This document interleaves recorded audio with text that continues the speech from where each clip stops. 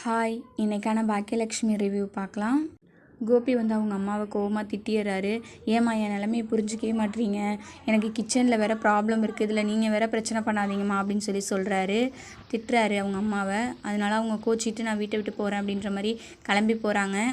அப்புறம் கோபி வந்து நான் ஏதோ தெரியாமல் பேசிட்டேம்மா, கோவத்தில் பேசிட்டேன், மன்னிச்சிருங்கம்மா அப்படின்னு சொல்லிட்டு மன்னிப்பு கேட்குறாரு.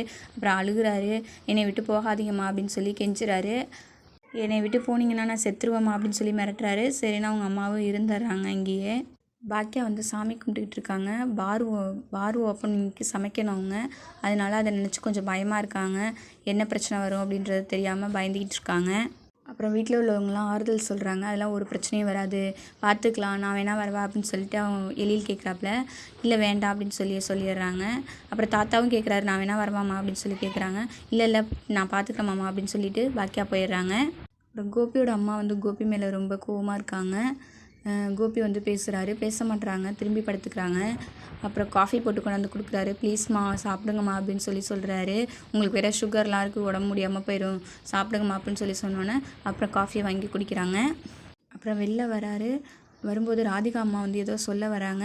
நீங்கள் ஒன்றும் பேச வேணாம் அப்படின்ற மாதிரி பேசிடுறாரு. கோவமாக திட்டிடுறாரு அவங்க அம்மாவை, ராதிகா அம்மாவை. நான் பார்த்துக்கிறேன், எனக்கு நீங்கள் எந்த அட்வைஸும் பண்ண வேணாம், ராதிகாவை எனக்கு எப்படி பார்த்துக்கணுன்னு தெரியும் அப்படின்ற மாதிரி சொல்லிடுறாங்க. அப்புறம் ராதிகா கேட்குறாங்க, கிச்சனில் என்ன ப்ராப்ளம் கோபி அப்படின்னு சொல்லிட்டு கேட்குறாங்க. அதெல்லாம் ஒன்றும் இல்லை, நான் பார்த்துக்கிறேன் அப்படின்னு சொல்கிறாங்க.